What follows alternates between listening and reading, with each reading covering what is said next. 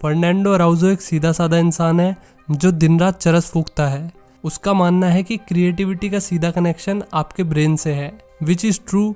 और brain relax रहेगा तो आपकी क्रिएटिविटी नेक्स्ट लेवल पे पहुंच जाएगी। तो ये एक क्रिएटिव पेंटर है, एक जूडो इंस्ट्रक्टर है और एक साइकियाट्रिस्ट भी है। नहीं, साइकियाट्रिस्ट नहीं है। मैंने बिना फंबल करे साइकियाट तो ब्रेन को रिलैक्स रखने के बावजूद भी इसे ऐसा लगता है कि लाइफ में अभी भी कुछ मिसिंग है। एक रात सड़क पे गेड़ियां मारते हुए वो सिगरेट पीने लगा। तभी एक कार उसकी सिगरेट जलने से पहले ही उसे बुझा के चली गई। फ्रस्ट्रेशन में उसने सिगरेट फेंक दी, जो बारिश के पानी में तैरते हुए सीवर में चली गई, वो भी ठीक बैंक के सामने। तभी उसके दिमाग में एक पागलपन वाला आइडिया आया। अगले दिन वो अपने एक दोस्त सेबेस्टियन के पास गया, जो कि एक सिविल इंजीनियर था। फर्नांडो ने उसे बैंक लूटने का आइडिया बताया। सेबेस्टियन को उसका आइडिया पसंद तो आया, लेकिन इस आइडिया को रियलिटी में बदलने के लिए उन्हें काफ़ी एक्सपेंसिव टूल्स और इक्विपमेंट्स चाहिए थे, और ये चीज़ें आएंगी पैसों से, जो इन दोनों में से किसी के पास भी ना था। इसलिए फर्नांडो पैसे वाली पार्टी डिबाउजा के पास गया, लेकिन हकीकत में डिबाउजा कंगाल था। मैंने आईफोन भी किस्तों पे लिया था और अब मुझसे उसकी किस्त भी ना भरी जा रही, तो मेरी तरफ से तो ना है। लेकिन उसने फर्नांडो को अपने दोस्त मारियो के पास जाने के लिए कहा। मारियो तो नेक्स्ट लेवल फिल्म है। वो रात को एक कंपनी से चोरी करके ऐसे निकल रहा जैसे अपने ससुराल से निकल रहा हो। अगले ही पल उसकी सासू माँ ने उसे देख लिया। अरे आपने तो मुझे डरा ही दिया। मैं तो यहाँ कुछ फाइल्स लेना आया था। वो क्या है ना, मैं यहाँ पर नया आया हूँ, इसलिए फाइल ढूंढने में थोड़ा टाइम लग गया। बस फिर क्या, लड़की ने उस पर डाउट नहीं किया और वो निकल गया। ऐसे लोगों को ठस्सा देने के लिए उसने बाकायदा एक्टिंग की क्लासेस भी ले रखी थी। मारियो की लाइफ की एक ही प्रॉब्लम थी, उसकी बेटी। नहीं, मतलब उसकी बेटी प्रॉब्लम नहीं थी, बल्कि उसकी बेटी उसके कर्म देखते हुए अब उस पर बिल्कुल विश्वास नहीं करती थी। ये थी प्रॉब्लम। वो अपनी बेटी से बहुत प्यार करता था और उसकी नज़र में वापस से हीरो बनना ही उसका सबसे बड़ा गोल था। खैर, मारियो बेशक चोर हो, लेकिन उसका फाइनेंशियल मैनेजमेंट बहुत अच्छा था। वो अपनी चोरी के पैसों को बचा के रखता था। इसलिए फर्नांडो उससे मिलता है ताकि वो मारियो को बैंक की लूट के प्लान में शामिल कर सके। मारियो इसके लिए शुरू में तैयार नहीं हुआ, लेकिन फर्नांडो ने उसे ये कह के कन्विंस कर लिया कि इसके बाद उसे कभी भी चोरी नहीं करनी पड़ेगी। अब फर्नांडो उसे ड्राइव करके बैंक के सामने ले गया, जहां उसने सीवर को नापने के लिए मेजरिंग टेप डाली। ये काम वो ठीक बैंक के सामने कर रहा था, और ऐसा करने की हिम्मत उसे कहाँ से मिल रही थी ये आपको पता ही है। इसके बाद वे दोनों मेजरिंग टेप का नीचे वाला हिस्सा देखने के लिए सीवर में गए। फर्नांडो ने थोड़ी कैलकुलेशन करने के बाद बताया कि वे मिलेनियर बनने से सिर्फ 18 मीटर दूर है। अब मारियो, डिबाउजा और फर्नांडो साथ में बैठ के आगे प्लान डिस्कस कर रहे थे। वे लोग बैंक के नीचे टनल खोदने वाले थे, लेकिन बैंक के अंदर सभी रूम्स में मोशन सेंसर लगे हुए थे। फर्नांडो उनके लिए भी तैयार था। मोशन सेंसर मूवमेंट डिटेक्ट नहीं करते हैं, बल्कि वे तो सिर्फ टेम्परेचर में होने वाले बदलाव को डिटेक्ट करते हैं। इसलिए फर्नांडो ने एक ऐसा सूट बनाया जिससे वे लोग मोशन सेंसर को चकमा दे सकते थे।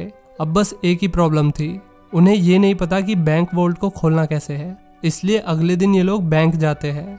फर्नांडो पार्किंग लॉट की पिक्चर्स लेने लगा। पार्किंग एरिया बैंक के ठीक पीछे था।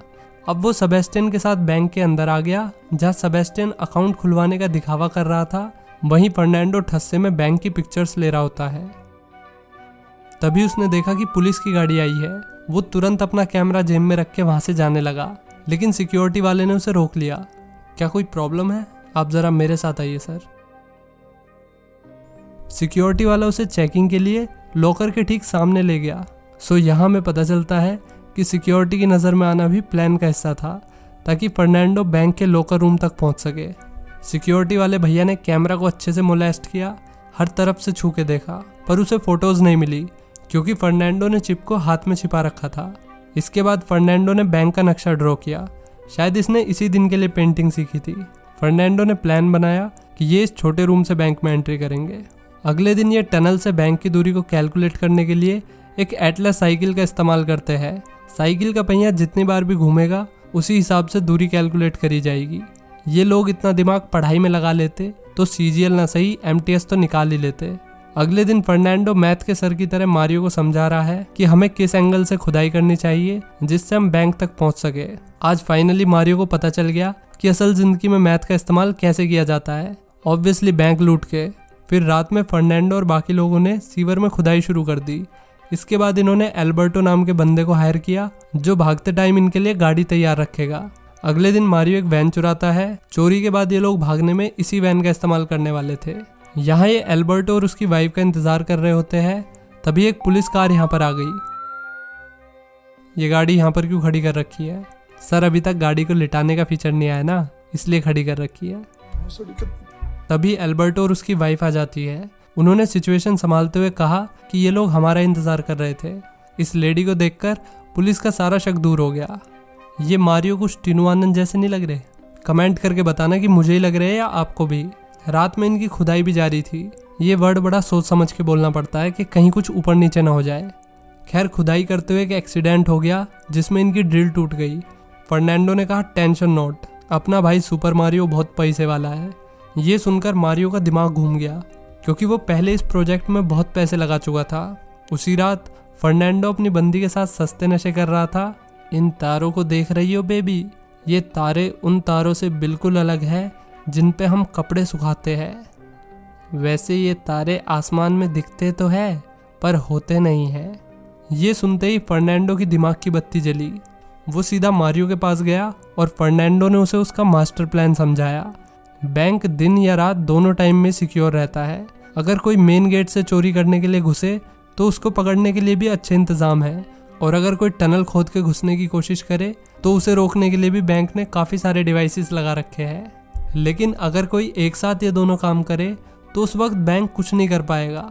इन शॉर्ट, ये लोग दिन दहाड़े मेन गेट से घुसेंगे ताकि पुलिस को लगे कि ये कोई नॉर्मल चोरी है और वे इन्हें ईजिली पकड़ सकते हैं। लेकिन ये घुसेंगे तो मेन गेट से, लेकिन बाहर निकलेंगे टनल से, जो कि पुलिस ने कभी सोची ना होगी। मारियो भी लाइक मस्त प्लान। बैंक रॉबरी वाले दिन ये सब अपनी उंगलियों पे ग्लू लगा लेते हैं ताकि फिंगरप्रिंट छुपाए जा सके। सेबेस्टियन अपना काम करने के लिए सीवर से होते हुए जाता है, जबकि फर्नांडो और बाकी लोग भेस बदल के बैंक में घुसते हैं। मास्क पहनने के बाद मारियो और डिबाउजा फर्स्ट फ्लोर को संभालते हैं और फर्नांडो और एल्बर्टो ग्राउंड फ्लोर को। सिक्योरिटी गार्ड ने इन्हें सीसीटीवी पे देखते ही पुलिस को बुला लिया। अब मारियो कैशियर को बैग में पैसा भरने के लिए बोलता है, जबकि एल्बर्टो पार्किंग में जाके वहां का गेट बंद कर देता है। पुलिस बैंक के बाहर आ चुकी थी, इसलिए फर्नांडो ने एक बंदे को गन पॉइंट पे ले लिया और पुलिस को धमकाया कि अगर उन्होंने अंदर घुसने की कोशिश की तो बैंक में लाशें बिछा दी जाएगी। इसी के साथ फर्नांडो ने अपने साथियों को बताया कि चोरी का फेज 1 कंप्लीट हो चुका है। ये सुनते ही मारियो ने सिक्योरिटी वाले को बाहर आने के लिए कहा। सिक्योरिटी गार्ड पहले तो बाहर को न चले, लेकिन मारियो ने उसे धमकाया और फाइनली वो बाहर आ गया। उसने सिक्योरिटी गार्ड की बंदूक ले ली और उसे बाहर भेजने से पहले एक फ़ोन दिया कि पुलिस अगर उससे कांटेक्ट करना चाहे तो इस फ़ोन से कर सकती है। इसके बाद इन्होंने सारे सीसीटीवी कैमरा बंद कर दिए। फिर फर्नांडो एक छोटे से रूम में जाके वहाँ पे लगा कैबिनेट हटाता है।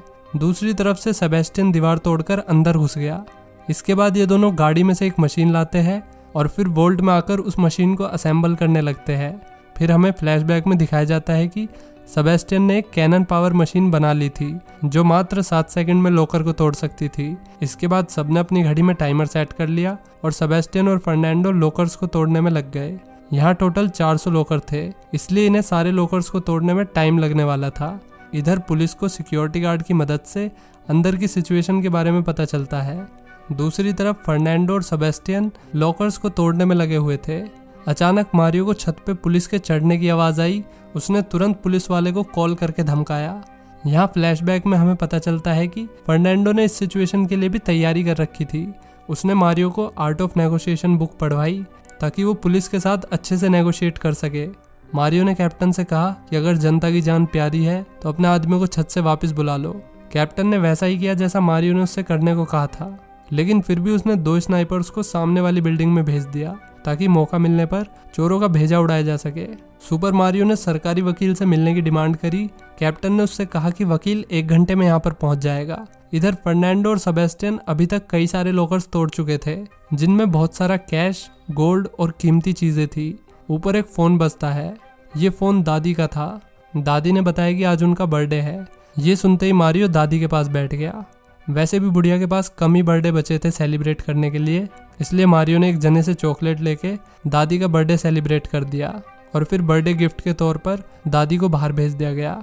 इसके बाद सरकारी वकील भी आ गया। जैसे ही सरकारी वकील ने मारियो से बात करी, मारियो उसे गाली देने लगा और कहने लगा कि मुझे इससे कोई बात नहीं करनी है। अब मारियो अपने वकील से बात करना चाहता था। जब कैप्टन ने उससे उसके वकील का नंबर मांगा तो मारियो ने वहाँ के ही किसी हॉस्टेज का नंबर दे दिया और फिर आवाज़ बदलकर खुद का ही वकील बनकर कैप्टन से बात करने लगा ताकि उसके साथियों को थोड़ा और समय मिल सके। अब मारियो फर्स्ट फ्लोर पे हॉस्टेजेस को संभाल रहा था, जबकि फर्नांडो और बाकी लोग लूट के सामान को टनल में ट्रांसफर कर रहे थे। तभी बाहर कैप्टन की नज़र सीवर पर पड़ी और उसने आइडिया लगा लिया कि लुटेरों ने बाहर निकलने का दूसरा रास्ता बना लिया है। इसी बीच लूट का सामान बोट में चढ़ाने के बाद फर्नांडो ने अपने सारे हथियार पुलिस के लिए वॉल्ट में छोड़ दिए। तभी हमें फ्लैशबैक में दिखाया जाता है कि उनके सारे हथियार नकली थे, क्योंकि फर्नांडो किसी को भी हर्ट नहीं करना चाहता था, इसलिए वो लोग नकली हथियार लाए थे। इसके बाद मारियो होस्टेजेस को फर्स्ट फ्लोर पे छोड़ के फर्नांडो के पास आ जाता है। मारियो के जाने के बाद होस्टेजेस को जैसे ही मौका मिला उन्होंने अपने फ़ोन उठाए और बाहर खड़े अपने रिश्तेदारों को फ़ोन करने लगे। ये देखते ही कैप्टन ने एक टीम को बैंक के मेन गेट से अंदर भेजा, जबकि दूसरी टीम को सीवर के रास्ते से जाने के लिए कहा।